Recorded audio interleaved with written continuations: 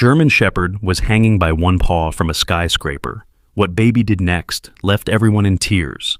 The story you're about to listen will break your heart and then put it back together again. What happens when a 5-year-old girl notices something no one else can see?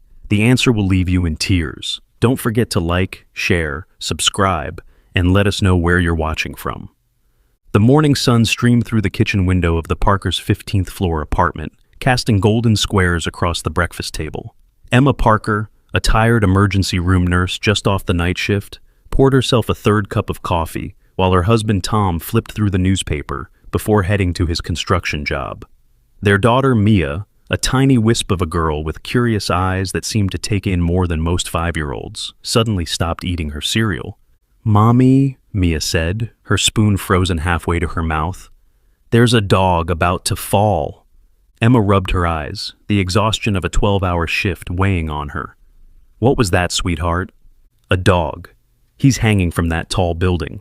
Mia pointed out the window toward the gleaming skyscraper that stood across from their apartment complex. Tom looked up from his newspaper, exchanging a knowing glance with his wife. This wasn't the first time Mia had seen something unusual. Last month, she insisted there was a bird with a broken wing on their balcony before anyone had spotted it. The month before, she'd known about Mrs. Wilson's fall in apartment 12B before the ambulance arrived. "Honey, that building is over 500 feet tall. You can't possibly see a dog from here," Emma said gently. But Mia pushed away her cereal bowl and pressed her face against the window. "He's there, Mommy. He's scared. He's hanging by his paw on the window cleaning thing. The 30th floor. Please look." Tom sighed and folded his newspaper. "I'll humor her," he whispered to Emma, who shrugged. He joined Mia at the window. "Show me where you think you see this dog, princess." Mia's finger jabbed at the glass. "There, count up. 1, 2, 3, 30 floors. See the blue platform thing? He's hanging from it." Tom squinted, straining his eyes. There was indeed a window washing platform visible at approximately the 30th floor of the Horizon Tower, but it was too far away to make out any details. "I don't see any dog, Mia," he said, though his voice carried a hint of uncertainty. Emma joined them, the steaming coffee mug warm in her hands. "Tom, use the binoculars, the ones we got for bird watching." Tom retrieved the binoculars from the hall closet. As he focused on the distant building, his casual smile faded. "Holy..." He stopped himself, remembering Mia was present. "Emma, take a look at this." Emma took the binoculars, peering through them with tired eyes that suddenly widened in shock. There, on the 30th floor of the Horizon Tower, a large German Shepherd was indeed hanging by one paw from the edge of a window washing platform, its body dangling precariously over the street below. "Oh my God," she gasped. "Mia's right. There's actually a dog out there. How did you see that without binoculars, Mia?" But Mia wasn't listening. She was pulling on her shoes with determined little fingers. "We have to help him, Mommy. He's calling for help." Emma grabbed the phone, dialing emergency services, while Tom knelt beside Mia. "How did you know, Princess? That building is so far away." Mia looked at her father with eyes that seemed older than her years. "I just heard him calling. He's very scared, Daddy." Within 20 minutes, Emma, Tom, and Mia had rushed downstairs and across the street to the base of the Horizon Tower. A crowd was already gathering, necks craned upward. Someone had called the local news station, and a van with the Channel 7 logo pulled up as the Parkers arrived. "That's my dog," a voice called out. An elderly man in a hospital gown and robe sat in a wheelchair near the building entrance, an attendant standing nervously behind him. "That's my Max. He must have followed me when they took me to the hospital yesterday." Emma approached the man. "Sir, you shouldn't be out of the hospital." The old man's eyes were fixed on the tiny shape high above. "I had to come when they told me. He's all I have left." His hands trembled in his lap. "My name's Walter Hayes. I live on the 31st floor. Max must have gotten out somehow." More emergency vehicles arrived. Fire trucks, police cars, and an animal rescue unit. The crowd had grown to nearly 100 people, all watching in helpless horror as the German Shepherd struggled to maintain its grip on the platform. Fire Chief Davis, a stern-looking woman with salt and pepper hair pulled into a tight bun, assessed the situation through high-powered binoculars. "That platform is damaged. Looks like it broke loose from one of its cables. We can't send anyone up there. It won't hold the weight of an adult." Officer Ben Rodriguez, a compassionate young cop who had just joined the force, shook his head. We can't just let the dog fall. We might have to, said Howard Jenkins, the building manager, a nervous man in an ill-fitting suit who kept dabbing at his forehead with a handkerchief. If that platform gives way, it could cause damage to the building or injure someone below. We should clear the area and wait for nature to take its course. You mean wait for the dog to fall to its death? Tom asked, his voice rising. The building manager flinched. I'm just thinking of liability, sir. A murmur of disapproval rippled through the crowd. The helicopter can't get close enough, Chief Davis announced after a radio consultation. The wind between these buildings creates a tunnel effect. It's too dangerous. Walter Hayes sobbed quietly in his wheelchair. Please, please save him. Mia tugged on her mother's sleeve. Mommy, Max is talking to me. Emma knelt beside her daughter, brushing a strand of hair from her face. What do you mean, sweetie? The dog. His name isn't Max, it's Thunder. The old man forgot because he's been sick. Mia's voice was matter-of-fact. He says he was trying to find help for his person when he got stuck. Walter Hayes looked up at Mia's words. Thunder? That was what my late wife called him. I started calling him Max after she passed. How could this child know that? Emma and Tom exchanged worried glances. Mia had done this before, known things she couldn't possibly know.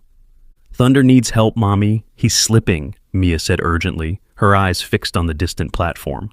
As if on cue, the crowd gasped as the German Shepherd's paw slipped slightly, causing the animal to scramble for a better grip. The platform tilted precariously. We're running out of options, Chief Davis admitted. The structural engineers say we can't secure the platform from above or below without risking it breaking away completely. What about from inside the building? Tom asked. The nearest windows don't open wide enough for an adult to reach out, explained the building manager. They're safety windows. They only open about 8 inches. Mia tugged on Tom's hand. Daddy, I can help him. Thunder's showing me how. Tom crouched down to his daughter's eye level. Mia, honey, there's nothing you can do. The grown-ups are trying to figure this out. But he's telling me, Mia insisted, her voice rising. He knows a secret way. There's a special door behind the big plant on the 30th floor. It leads to where the window washers keep their things. The building manager's eyebrows shot up. What? How could she know about the maintenance access? That's not on any public building plans. Tom looked at the manager. Is she right? Is there such a door? Howard Jenkins nodded slowly. Yes, but it's kept locked. Only maintenance personnel have the key. Can we use that to reach the dog? Officer Rodriguez asked. Theoretically, yes, but the access hatch to the platform is small. It was designed for equipment, not people, Jenkins replied. How small? Emma asked. About 2 feet by 2 feet, Jenkins said. An adult couldn't fit through it. Everyone fell silent as the implication hung in the air. No, Emma said firmly, pulling Mia closer to her side. Absolutely not. Of course not, Chief Davis agreed. We would never send a child into a dangerous situation like that. The crowd's attention was drawn upward again as the platform shifted, dropping several inches. Thunder yelped, his paw barely maintaining its grip. The crowd gasped collectively. Please, there must be something we can do, Walter pleaded, tears streaming down his weathered face. The news crew had set up their equipment and was broadcasting live. We're here at the base of Horizon Tower, the reporter announced into her microphone, where a German Shepherd is fighting for his life 30 stories above us.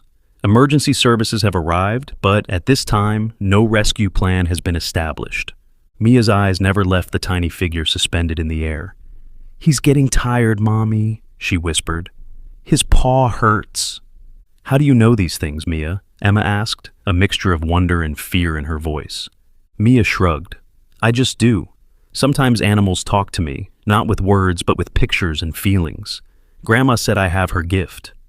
Emma's mother had often claimed a special connection with animals, a claim Emma had dismissed as fantasy. Now, she wasn't so sure. A second cable on the platform snapped with a sharp crack that could be heard even from the ground. The platform lurched dramatically to one side, now hanging by only one cable. Thunder scrambled desperately, somehow maintaining his grip, but it was clear he wouldn't last much longer. We have minutes, not hours, Chief Davis said grimly. Mia suddenly pulled away from her mother's grasp. I have to help him now. Before anyone could react, she darted toward the building entrance. Mia, Emma called, rushing after her daughter. Tom was a step behind, but Mia was quick and small. She slipped through the revolving door and into the lobby. "Stop that child," the building manager called to the security guard, but the guard was too slow. Mia reached the elevator bank and pressed the up button repeatedly. People in the lobby stared at the little girl in confusion. Emma and Tom burst through the doors just as an elevator arrived and its doors slid open. "Mia Parker, you stop right this instant," Emma shouted. But Mia had already darted into the elevator. A businessman stepped out, confused by the commotion, inadvertently blocking Emma and Tom's path. The elevator doors began to close. "30th floor," they heard Mia call out as the doors shut. "Call upstairs," Tom shouted to the security guard. "Tell them to stop a little girl when the elevator opens." The guard fumbled with his radio while Emma frantically pressed the call button for another elevator. Outside, the crowd watched in confusion as the drama unfolded both above and below them. "The girl from earlier just ran into the building," the news reporter informed her viewers. "Her parents appear to be in pursuit. We're not sure what's happening, but it seems she may be attempting to reach the dog somehow." Officer Rodriguez spoke urgently into his radio, calling for officers to secure the 30th floor, but the building was large with multiple elevator banks and stairwells. Finding one determined little girl wouldn't be easy. "She said something about a door behind a plant," the building manager remembered suddenly. "That's the west corridor. We need to focus our search there." Inside the elevator, Mia stood quietly, watching the numbers climb. Her heart was pounding, but not from fear. She felt Thunder's fear instead, his desperation, his pain. But she also felt his determination, his loyalty to the old man who had cared for him. "I'm coming," she whispered. "Hold on just a little longer." The elevator chimed as it reached the 30th floor. The doors opened to reveal an empty hallway decorated in corporate beige with landscape paintings spaced evenly along the walls. Mia stepped out, then closed her eyes for a moment, listening to something only she could hear. "This way," she murmured to herself, turning left. She padded quietly down the carpeted corridor, passing closed office doors. Most of the offices were empty due to the commotion outside. Those employees who remained were clustered at the windows on the opposite side of the building, watching the drama unfold. Mia reached the end of the hallway where it turned right. There, just as she had somehow known, stood a large potted ficus tree. Behind it, partially hidden, was a service door marked "Maintenance, Authorized Personnel Only." She tried the handle, locked, but Thunder had shown her something else. Mia knelt down and reached beneath the pot, her small fingers searching until they found a magnetic key case stuck to the bottom of the metal plant stand. She pulled it free and opened it to reveal a key card. Meanwhile, Emma and Tom had reached the 30th floor via another elevator bank. They sprinted through the hallways, calling Mia's name. "Has anyone seen a little girl?" Tom asked a group of office workers who had gathered by a window. "A little girl with brown hair? I think I saw her heading toward the west corridor," one woman replied, pointing. Emma and Tom raced in that direction, their faces pale with fear.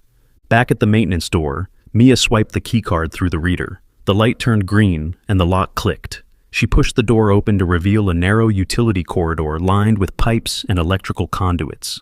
The air was cooler here, with a slight breeze suggesting an opening to the outside somewhere ahead. Mia stepped inside, letting the door swing shut behind her. The corridor was dimly lit by sporadic emergency lights. She walked forward purposefully, guided by Thunder's mental images. Left turn, right turn, through a narrow passage, down a short flight of metal stairs. The maintenance corridors were a maze, but Mia navigated them without hesitation. Finally, she reached another door, this one with a large warning sign. "Caution, window washing equipment access, fall hazard." Outside the building, the crowd had grown even larger. Police had established a perimeter, keeping people at a safe distance in case the platform, or, God forbid, the dog, fell. Air mattresses designed for high-fall rescues were being inflated, though everyone knew they might not be enough to save Thunder from such a height. "We've got movement inside the building," the reporter announced suddenly. "It appears someone is approaching the window nearest to the platform." All eyes turned to see a small figure appear at a window on the 30th floor, just a few feet from the dangling platform. Is that a child?" Chief Davis asked incredulously. Emma and Tom, who had just raced back outside after failing to find Mia, looked up in horror. "Oh my God, that's our daughter!" Emma screamed. The crowd gasped as the small window opened, and Mia's face became visible, She was looking not down at the crowd, but over at Thunder, who had turned his head toward her, his ears perking up despite his precarious position. "How did she get in there?" the building manager spluttered. "That section is supposed to be secure." "She knew about the maintenance door," Tom said, his voice hollow with fear. "And now she's going to try to save that dog." Chief Davis grabbed her radio. "All units, we have a child in danger on the 30th floor west side. I need every available firefighter to that location now." But everyone knew the firefighters wouldn't reach Mia in time. The platform gave another lurch, now hanging at a 45-degree angle. Thunder's paw was slipping. "Mia!" Emma screamed, her voice lost in the wind between the buildings. From her position at the window, Mia could now see Thunder clearly. The German Shepherd's intelligent eyes were fixed on her, filled with pain but also with a spark of hope. The platform he was hanging from was just beyond her reach, about 3 feet away and slightly below the window. Behind her, Mia heard pounding on the door she had come through. Adult voices called her name, but she knew they wouldn't reach her in time to save Thunder. "It's okay," she said softly to the dog. "I can hear you. I'm here to help." For a moment, it seemed as though the entire city held its breath, watching the impossible drama unfold 30 stories above the street. A tiny 5-year-old girl and a desperate German Shepherd, both in mortal danger, connected by something beyond ordinary understanding. Thunder's paw slipped another inch. Time was running out. The small maintenance room Mia had entered was cramped and dusty, filled with cleaning supplies and equipment for the window washing platforms. Through the narrow window, she could feel the cool rush of air from 30 stories up. Thunder's eyes never left hers, as if he understood she was his only hope. "I'm going to help you," Mia whispered, her voice barely audible above the wind. "I know you're scared." What happened next stunned the crowd below. Mia began talking to the dog, not in baby talk or the way people usually speak to animals, but in hushed, deliberate tones, as if having a conversation. More surprising was how Thunder responded. His frantic movements calmed slightly, his eyes locked on the little girl. "She's communicating with it somehow," the reporter said into her microphone, disbelief evident in her voice. "The dog seems to be responding to her." Emma clutched Tom's arm so tightly her knuckles turned white. "How is she doing that? Tom, she's going to fall." Chief Davis was coordinating with her team, trying to find the fastest route to reach Mia. "We need to get up there now. That window is not designed for emergency access." Mia leaned farther out of the window, studying the distance between her and Thunder. The platform had shifted again, making it impossible for her to reach the dog without leaving the relative safety of the maintenance room. "He belongs to Walter," Mia called down to no one in particular, her voice carried away by the wind. "He needs his heart medicine. That's why Thunder escaped, to find help." Walter Hayes looked up in astonishment from his wheelchair. "My heart medication? I left it at home when the ambulance came yesterday. How could she possibly know that?" Officer Rodriguez knelt beside the elderly man. "Sir, is that true about your medication?" Walter nodded, his eyes wide. "Yes, I have a prescription I need to take twice daily. The hospital has been giving me doses, but Thunder was there when I had my heart attack last year. He barked until neighbors came to help." The murmurs in the crowd grew louder. How could a 5-year-old girl know such specific details? Inside the maintenance room, Mia was searching through the equipment. She found a coil of thin rope used for securing tools. With small, determined hands, she tied one end around the sturdy metal pipe that ran along the wall. "Please, baby, don't do anything dangerous," Emma shouted from below, though she knew her daughter couldn't hear her. "The firefighters are coming." But Mia seemed to be operating on a different wavelength, driven by something only she understood. She tied the other end of the rope around her waist, creating a makeshift safety line. The knots she made were surprisingly complex for a child her age. "Where did she learn to tie knots like that?" Tom asked, bewildered. Emma shook her head, tears streaming down her face. "I don't know. I never taught her that." Through the window, Mia called to Thunder again. "I'm coming to help you. Don't be scared." The crowd below collectively held their breath as Mia carefully climbed onto the window ledge. The maintenance window was small, but just large enough for her tiny frame to slip through. With the rope secure around her waist, she began to edge out onto the narrow ledge that ran alongside the building. "No!" Emma screamed, burying her face in Tom's chest. He held her tightly, his own face a mask of terror. "God help her," Chief Davis whispered, her professional detachment momentarily cracking. Mia moved with unexpected grace, her small feet carefully finding purchase on the ledge. The wind whipped her hair around her face, but her expression remained focused, determined. She inched closer to the dangling platform, the rope trailing behind her. Inside the building, firefighters had finally reached the maintenance area door, only to find it locked from the inside. "Break it down!" came the order, and they began ramming the heavy door. "They won't reach her in time," the building manager said, his face ashen. On the ledge, Mia had reached the point closest to Thunder. Still, at least 2 feet of open air separated them. The platform groaned, the last cable fraying visibly. "Jump to me," Mia called to Thunder. "I know you can do it." The crowd gasped. Was she expecting the dog to jump to the ledge? Thunder whimpered, his back legs scrabbling uselessly against the tilted platform. "Your person needs you," Mia said, her voice somehow carrying clearly despite the height and wind. "Walter needs you to be brave." At the sound of his owner's name, Thunder's ears perked up again. His intelligent eyes seemed to assess the distance, calculating. "She's trying to get the dog to jump to her," the reporter explained to her viewers. "But the gap seems too wide, and if either of them falls from this height—" She didn't need to finish the sentence. Everyone knew what would happen. Walter Hayes struggled to his feet from his wheelchair, ignoring the protests of his hospital attendant. "Thunder!" he called upward, with all the strength his weakened body could muster. "Good boy! You can do it!" Whether Thunder heard his master's voice or was responding to some unspoken communication from Mia, the German shepherd suddenly tensed, gathering what little strength remained in his exhausted muscles.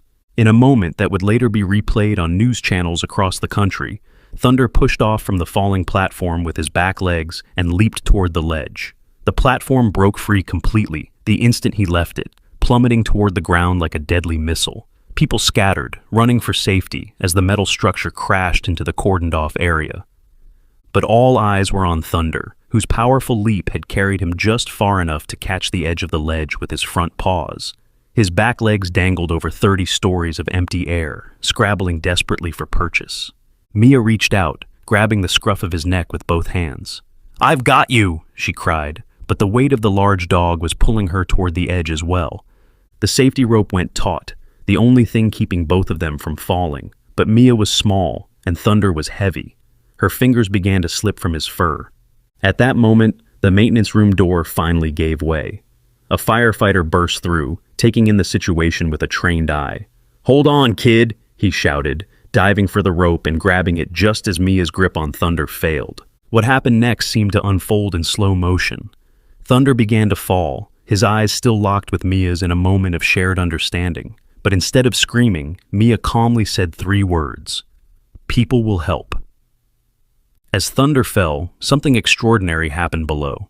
The crowd, which had scattered to avoid the falling platform, surged back together with a unified purpose. People grabbed whatever they could, jackets, tablecloths from a nearby cafe, canvas bags, and formed a makeshift safety net, holding it taut between them. "Everyone together!" Officer Rodriguez shouted, organizing the effort. "Spread out! Make it tight!" Thunder fell 30 stories, his dark shape growing larger against the blue sky. The improvised net strained as his weight hit it, but, remarkably, it held. People stumbled, but kept their grips, absorbing the impact collectively. A cheer erupted as Thunder was gently lowered to the ground, stunned but alive. Veterinarians who had arrived on the scene rushed forward to check him for injuries. "He's alive!" the reporter exclaimed into her microphone. "The dog has survived the fall thanks to the quick thinking of these brave citizens." Walter Hayes collapsed back into his wheelchair, overcome with emotion. "Thank God," he sobbed. "Thank God." But the drama wasn't over. All eyes turned back up to the 30th floor, where the firefighter was carefully pulling Mia back into the building. Minutes later, a collective sigh of relief swept through the crowd as Mia appeared at the building's main entrance, carried in the arms of the firefighter. Emma and Tom rushed forward, enveloping their daughter in a desperate embrace. "What were you thinking?" Emma sobbed, alternating between kissing her daughter's face and checking her for injuries. "You could have been killed." "I had to help Thunder," Mia said simply. "He showed me how." The firefighter who had saved her shook his head in amazement. "In 20 years on the job, I've never seen anything like it. That little girl has nerves of steel." The crowd was still buzzing about the remarkable rescue when something else caught their attention. The The veterinarian examining Thunder looked up with a puzzled expression. "This is strange," she said. "Besides some mild dehydration and a strained paw, this dog is perfectly fine. No injuries consistent with the fall." "The net must have worked better than we thought," someone suggested. "No," the vet replied, shaking her head. "Even with the net, there should be signs of trauma. It's as if he floated down." Mia, still wrapped in her parents' arms, smiled mysteriously. Walter Hayes was wheeled over to be reunited with his dog. Thunder immediately perked up, straining toward his owner despite his injuries. The old man leaned down from his wheelchair, burying his face in Thunder's fur. "Thank you," he said through tears, looking up at Mia. "But how did you know about my medication? How did you know his original name?" Mia shrugged. "Thunder told me. He showed me pictures in my head." The adults exchanged glances, unsure how to process this statement, but Walter nodded as if it made perfect sense. "My late wife always said animals speak to those pure enough to listen," he said softly. "She claimed she could understand them too, though I always thought it was just her gentle heart." The next day, Mia's story was on the front page of every newspaper and the top of every news broadcast. "Miracle on 30th floor, 5-year-old girl's incredible rescue," read the headlines. Emma and Tom found themselves fielding countless interview requests as people clamored to hear more about their extraordinary daughter. Scientists wanted to study her, skeptics wanted to debunk her, and believers wanted to celebrate her.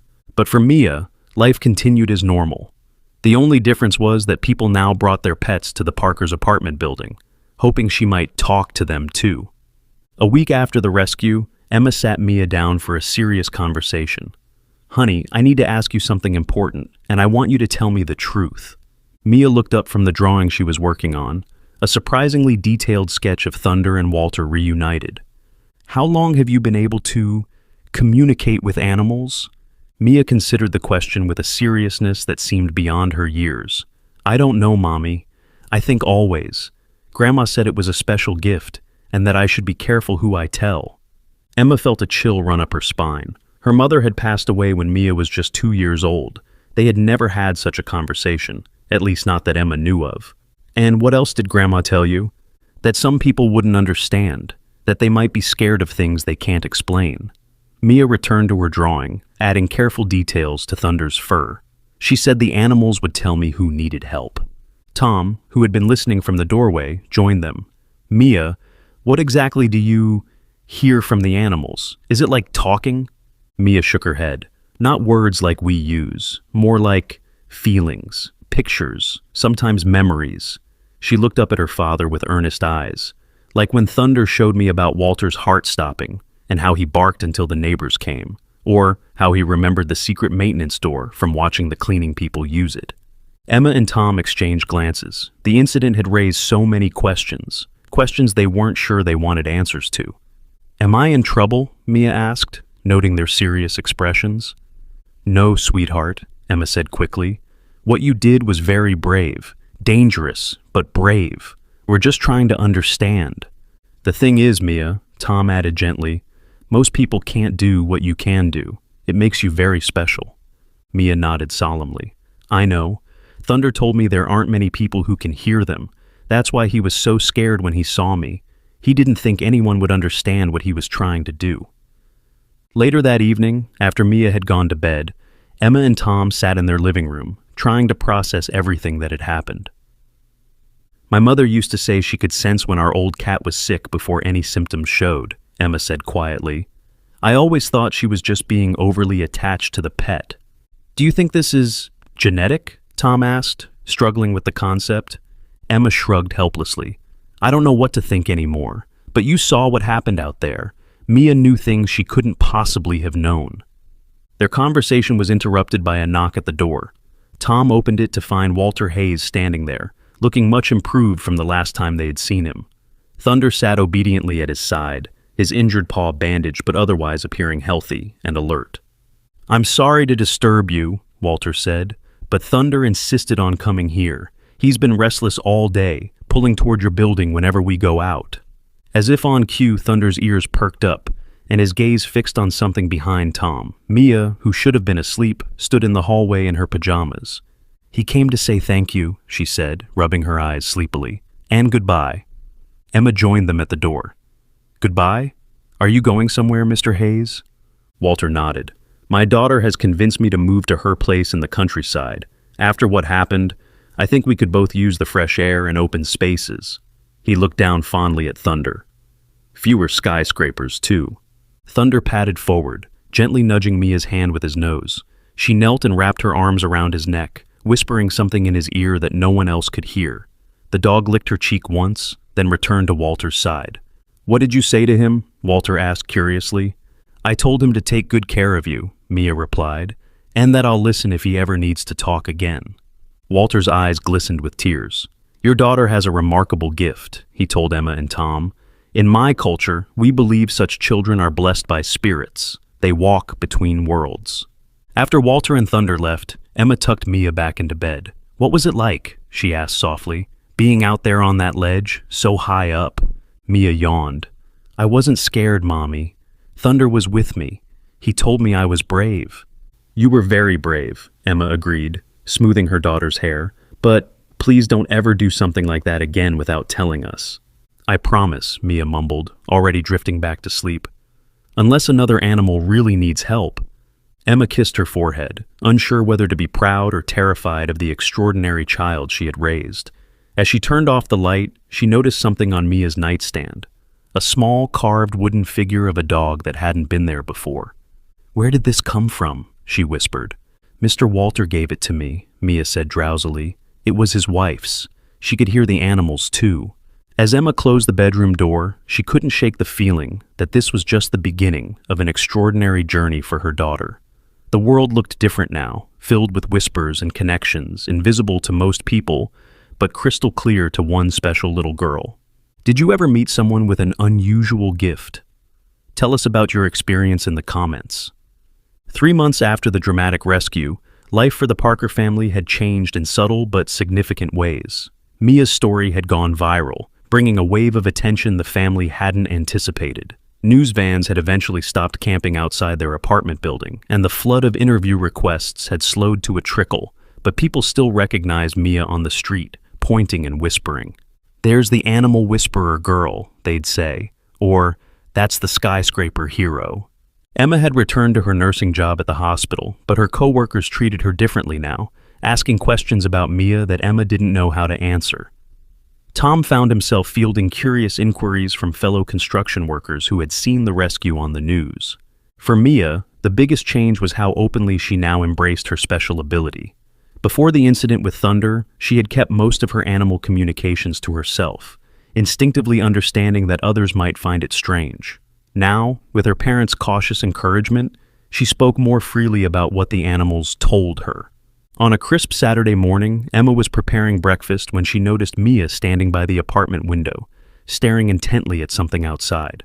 What are you looking at, sweetie? Emma asked, a slight edge of worry in her voice. Since the skyscraper incident, anytime Mia gazed out a window for too long, Emma's heart rate increased. The birds are talking about a storm coming, Mia said matter-of-factly. They're gathering extra food. Emma glanced at the clear blue sky. The weather forecast didn't mention anything about a storm. Mia shrugged, turning away from the window. The birds know. They always know first. Tom entered the kitchen, catching the tail end of the conversation. What do the birds know? Apparently there's a storm coming, Emma replied, exchanging a look with her husband. They had agreed to support Mia's gift, but sometimes it was hard to know how seriously to take her animal-inspired predictions. Well, I'll throw an umbrella in the car just in case, Tom said, tousling Mia's hair affectionately. We should get going soon if we want to make it to the new apartment on time. The Parkers had decided to move. The attention from the media and curious strangers had become too intrusive, and they wanted a fresh start somewhere with more space and privacy. Today they were viewing a potential new home in a quieter neighborhood on the outskirts of the city. As they drove, Mia sat quietly in her car seat, watching the urban landscape gradually give way to more residential streets with trees and small yards. She seemed to be tracking something with her eyes that her parents couldn't see. Birds, perhaps, or the occasional dog being walked on the sidewalk. You okay back there, princess? Tom asked, catching her eye in the rearview mirror. Mia nodded. The animals are different here, not as loud or scared. Emma turned in her seat to look at her daughter. What do you mean by loud? In our apartment, the animals are always shouting, Mia explained. Too many people, too much noise, not enough trees. Here, they're calmer. Tom pulled the car up to a modest two-story house with a small but well-kept front yard. This is it, he announced. What do you think?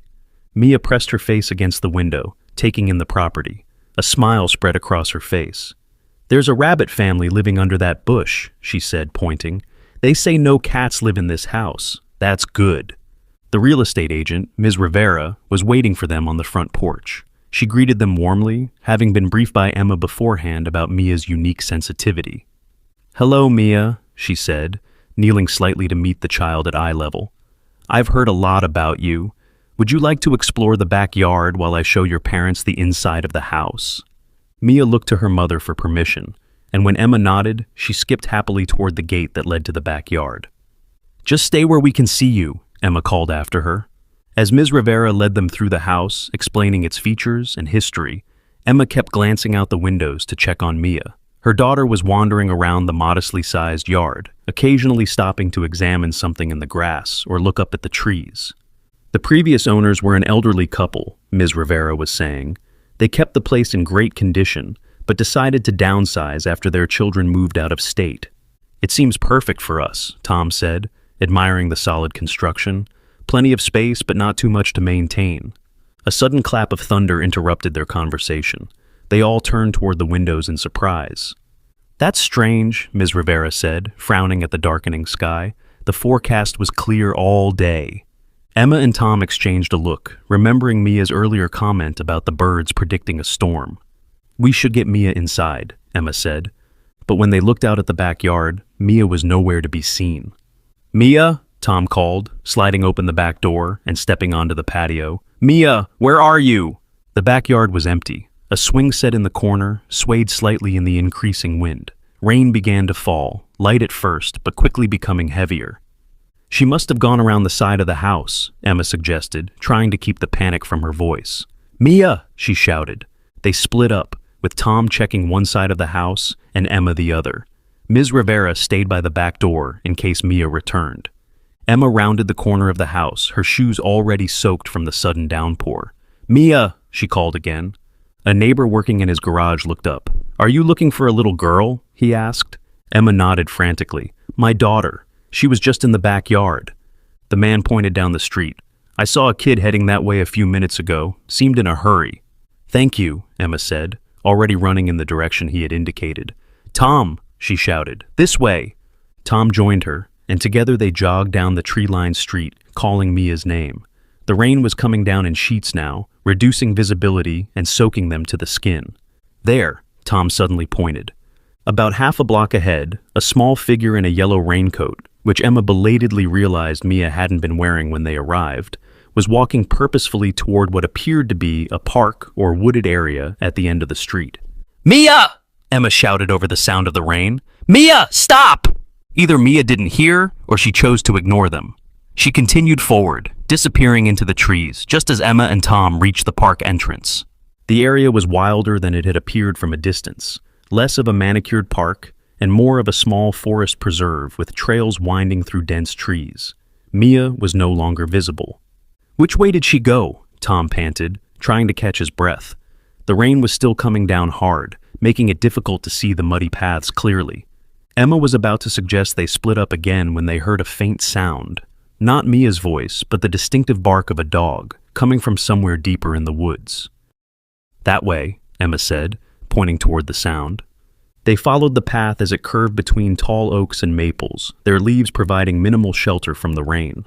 The barking grew louder, more insistent. Finally, they rounded a bend and saw Mia kneeling on the ground next to a large oak tree. She was leaning over, reaching into what appeared to be a hollow at the base of the trunk. The yellow raincoat she wore was several sizes too big, clearly not hers. Mia! Emma called, relief washing over her. Mia looked up, her face breaking into a smile when she saw her parents. I found them, Mommy, she called back, just like the big dog said I would. Tom and Emma exchanged confused glances as they approached their daughter. What big dog? Tom asked. Mia, why did you run off like that? You scared us half to death. Mia pointed to her oversized raincoat. The man with the sad eyes gave me his coat. He was looking for his dog, but he couldn't find her. She just had babies and got scared in the storm. Emma knelt beside her daughter, pushing back the hood of the raincoat to look at her properly. What man, sweetheart? Did you talk to a stranger? The thought sent a chill through her that had nothing to do with the rain. He was nice, Mia insisted. He was worried about Daisy. That's her. She pointed into the hollow of the tree. Emma and Tom peered in to see a bedraggled-looking border collie huddled protectively around a litter of tiny puppies, no more than a few days old. She ran away when the storm started, Mia explained. Dogs get scared of thunder sometimes, even mama dogs. She found this tree to keep her babies dry. The border collie whimpered softly, but didn't growl or show any signs of aggression toward them. If anything, she seemed relieved to have been found. Mia, you can't just run off like that, Emma said, though her tone had softened at the sight of the dog and her puppies. You have to tell us where you're going. There wasn't time, Mia said simply. The man was crying. He thought Daisy and her babies might die in the storm. Tom looked around uneasily. Where is this man now? As if in answer to his question, they heard someone calling from further down the path. Daisy, where are you, girl? A moment later, a man in his 40s appeared around the bend. He was soaking wet, with no jacket or raincoat, his thinning hair plastered to his scalp. His eyes widened when he saw the group gathered around the tree. You found her, he exclaimed, rushing forward. Oh, thank God. The border collie's tail began to wag as her owner approached. He dropped to his knees beside the tree hollow, tears mingling with the rain on his face. She's been missing since last night, the man explained, gently stroking Daisy's head. She was close to having her pups, and then the storm hit earlier than expected. I've been searching for hours. He looked at Mia with a mixture of confusion and gratitude. How did you know where to find her? Mia gave him the same matter-of-fact look she'd given countless adults who asked similar questions. Daisy told me. She was worried about her babies getting wet. The man stared at her for a moment, then looked down at the yellow raincoat she wore. Recognition dawned on his face. You're the little girl from the skyscraper, the one who saved that German shepherd. He turned to Emma and Tom. I gave her my coat when I saw her walking in the rain. I didn't realize she was alone. She said she was looking for my dog, that she could find her. He shook his head in amazement. I thought she was just being kind, but then she walked straight here, like she knew exactly where to go. She does that, Tom said with a sigh, helping Mia to her feet. We're sorry if she bothered you. Bothered me? The man laughed incredulously. She just saved my dog and her puppies. I'm Jake Harrison, by the way. I live in the blue house at the corner. Tom Parker, Tom replied, shaking Jake's hand. This is my wife Emma and our daughter Mia, though it seems you've already met. Jake nodded, still looking at Mia with wonder. We need to get Daisy and her puppies somewhere warm and dry. My place is closest, if you don't mind helping. Together, they carefully lifted the border collie and her puppies, using Tom's jacket as a makeshift carrier. The small procession made its way back through the woods, the storm beginning to abate as suddenly as it had arrived. Jake's house was cozy and cluttered, with dog toys scattered across the living room and framed photos of Daisy adorning the walls. He led them to a laundry room where a large dog bed was prepared with soft blankets. I set this up for her before she went missing, he explained, as they gently placed Daisy and her puppies on the bed. I knew she'd be having the pups soon, but she got spooked by the pre-storm pressure and bolted while I was at work. While Jake dried Daisy with a towel and checked the puppies for any signs of distress, Emma took the opportunity to have a stern conversation with Mia in the hallway. You can't just wander off like that, she said, keeping her voice low but firm. I understand you wanted to help, but you scared us, Mia. Anything could have happened to you. Mia looked down at her shoes. I'm sorry, Mommy, but the puppies needed help, and Jake was so sad. How did you even know about Daisy? Tom asked. Did you hear her from the house we were visiting? Mia shook her head. No, the rabbits told me about a lost dog with babies. They said the man with the sad eyes had been looking for her all night. Then I saw Jake when I went to look, and he needed help. Emma and Tom exchanged helpless glances. How could they explain the concept of stranger danger to a child who seemed to have an uncanny ability to sense who needed help? Jake appeared in the doorway, his face transformed with relief and joy. The vet's on her way, but she thinks they'll all be fine based on my description. 5 healthy puppies. He knelt down to Mia's level. I don't know how you knew where to find her, but you saved their lives today. Thank you. Mia smiled. Daisy says thank you too. She was afraid you'd be mad at her for running away. Jake's eyes widened slightly, but he recovered quickly. I could never be mad at her. I was just worried. He stood and addressed Emma and Tom. Please, let me make you all some hot chocolate or coffee. It's the least I can do after you got soaked helping me. While Jake busied himself in the kitchen, Tom pulled Emma aside. So much for a quiet, normal house viewing, he whispered. Emma sighed. At least the real estate agent got to see what she's dealing with right away. She glanced at Mia, who was peeking into the laundry room to check on Daisy. Do you think we'll ever have a normal day again? Probably not, Tom replied, but there was a note of pride in his voice. Our daughter is extraordinary. We just have to figure out how to keep her safe while she's busy saving the world one animal at a time. The vet arrived shortly after, confirming that Daisy and her puppies were indeed healthy, despite their adventure. As she examined them, she chatted with Jake about proper care for newborn puppies. You'll need to monitor them closely for the first few weeks, she advised. Make sure Daisy is eating enough to maintain her milk production, and watch for any signs of distress in the puppies. Jake nodded seriously, taking mental notes. As the vet packed up her equipment, he glanced at the Parkers, who were preparing to leave now that the crisis was resolved. Wait, he said suddenly, you were looking at the Morgan place down the street, weren't you? The house for sale? Emma nodded. Yes, we were in the middle of a viewing when Mia disappeared. Jake seemed to consider something for a moment, then said, It's a great neighborhood, lots of families with kids, good schools, and... He hesitated. People here tend to mind their own business. They're friendly, but not nosy. Tom understood what Jake was implying. That would be a nice change. We've had some challenges with privacy since Mia's story went public. I can imagine, Jake said, looking at Mia with newfound respect. Well, if you do decide to move here, you'd have at least one neighbor who understands your situation. He smiled. And I have a feeling Daisy would love to see more of her rescuer. After saying their goodbyes and promising to let Jake know their decision about the house, the Parkers headed back to the car.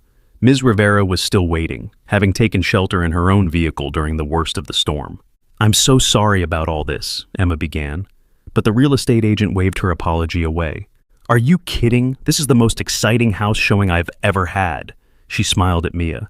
Your mom told me you were special, but I had no idea. As they drove home, the skies clearing as suddenly as they had darkened, Emma reflected on the day's events. Part of her was still frightened by how easily Mia had wandered off, how confidently she had followed her instincts without considering the dangers. But another part couldn't help but feel amazed at what her daughter had accomplished, finding a missing dog and her newborn puppies in the middle of a storm, guided by nothing more than her mysterious connection to animals. I think we should take the house, Tom said suddenly, breaking the silence. It felt right, didn't it? And that neighbor, Jake, he seemed like he really understood. Emma turned to look at Mia, who had dozed off in her car seat, exhausted from the day's excitement. What do you think, Mia? She asked softly, not expecting an answer from her sleeping child. Would you like to live there? To her surprise, Mia's eyes fluttered open. The rabbit said it's a good place, she mumbled sleepily. And now Daisy and her babies say so too. Emma met Tom's eyes, a small smile tugging at her lips. Well, if the rabbits and Daisy approve, who are we to argue? 2 weeks later, the Parkers moved into their new home. The process of packing up their apartment had been bittersweet. They were leaving behind the only home Mia had ever known, but looking forward to a fresh start away from the constant scrutiny. As they carried boxes from the moving truck to the house, Jake appeared with a basket of muffins and a thermos of coffee. Welcome to the neighborhood, he said cheerfully. Need an extra pair of hands? Tom gratefully accepted both the refreshments and the offer of help. As Jake picked up a box labeled kitchen, he lowered his voice. By the way, I haven't told anyone about Mia's special talent. Figure that's your story to share if and when you want to. Thanks, Tom said, genuinely touched by the man's discretion. We appreciate that. Emma, who was organizing boxes in the living room, watched through the window as Mia explored the backyard. Her daughter moved with purpose, stopping at specific spots as if greeting invisible residents. The rabbit family under the bush, probably, or perhaps other creatures Emma couldn't see or hear. For a moment, Emma was struck by how ordinary the scene appeared. Just a little girl playing in her new backyard. And yet how extraordinary it actually was. Mia was communing with a world that existed alongside their own, but remained inaccessible to most people. Emma thought back to what Walter Hayes had said months ago. In my culture, we believe such children are blessed by spirits. They walk between worlds. At the time, she had filed the comment away as a nice sentiment. Now, watching Mia kneel to examine something in the grass, her small hand extended as if in greeting, Emma wondered if the old man had been right after all.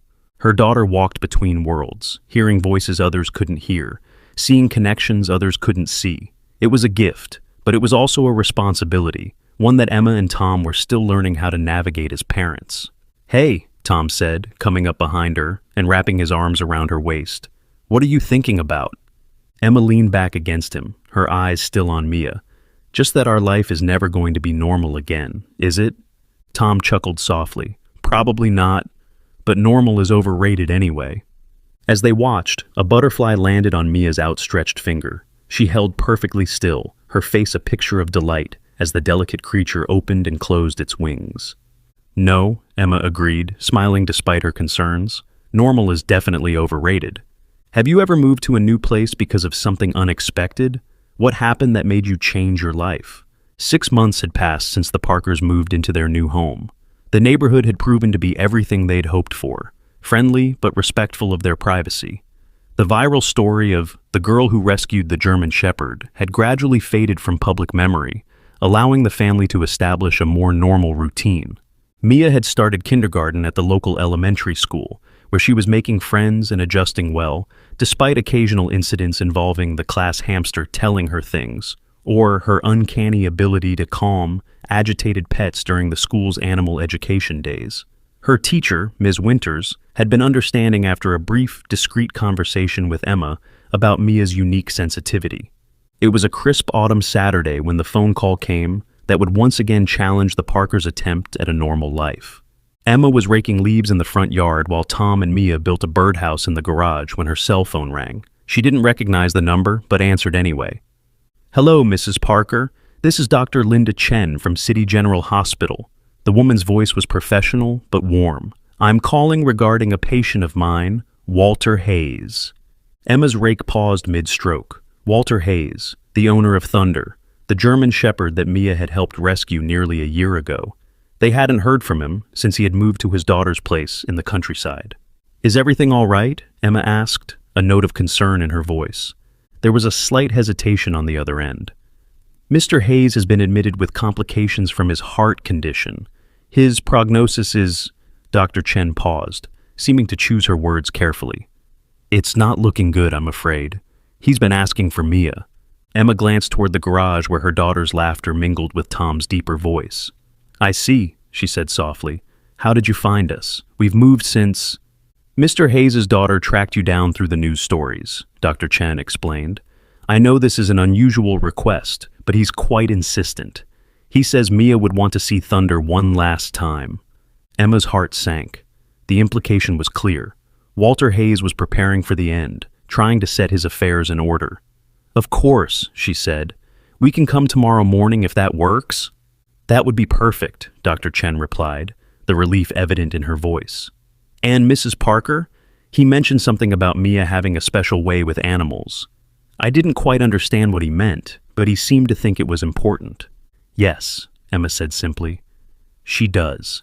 After ending the call, Emma stood motionless in the yard, the rake loose in her grip. How would she explain this to Mia? Her daughter understood more about death than most children her age, an inevitable consequence of her connection to animals, who lived shorter lives and spoke frankly about such matters. But this would be different. This was someone she knew, someone she had helped. Tom noticed her expression when she finally entered the garage. He set down his hammer and whispered, "Everything okay?"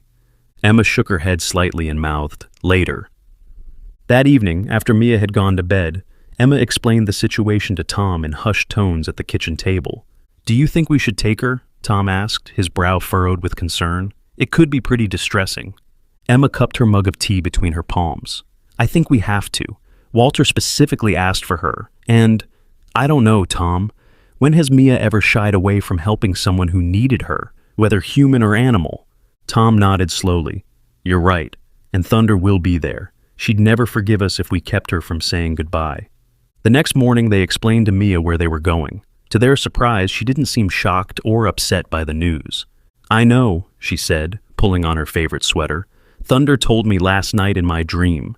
He said his person is very tired and needs to go to sleep soon, but he's worried about what will happen to Thunder." Emma and Tom exchanged glances. After all this time, Mia's matter-of-fact statements about her animal communications still caught them off guard. "And how do you feel about that, sweetheart?" Emma asked gently. Mia considered the question as she tied her shoes. "Sad, but Thunder says it's like when the leaves fall off the trees. They have to fall so new ones can grow in spring. Mr. Walter is like an old leaf."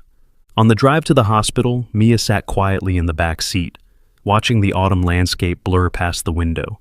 Occasionally, she would point out animals that caught her attention: a red-tailed hawk circling above a field, a fox slipping into the underbrush, a herd of deer grazing in a distant meadow.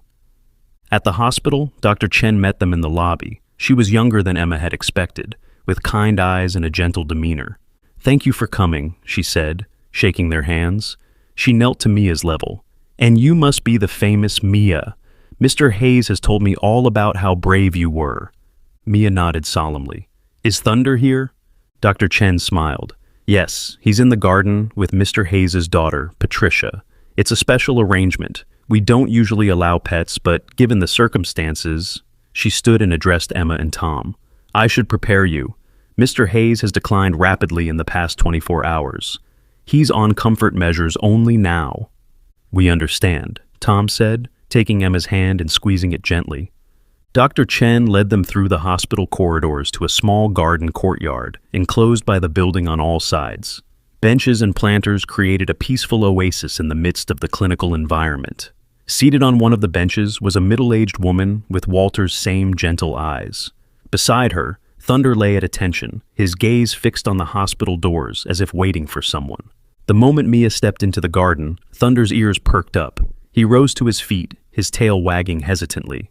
"Thunder!" Mia called, breaking free from her parents to run to the German Shepherd. Thunder met her halfway, his entire body wiggling with excitement. He licked her face as she threw her arms around his neck in a tight embrace. Patricia Hayes watched with a mixture of amazement and emotion. "He's been so listless these past few days," she said as Emma and Tom approached. "This is the most animated I've seen him." Emma introduced herself and Tom. "We're so sorry about your father." Patricia nodded, brushing away a tear. "Thank you for coming. It meant so much to him to see your daughter again. He's been talking about her non-stop since his condition worsened, about how she saved Thunder, how she knew things she couldn't possibly know." She hesitated.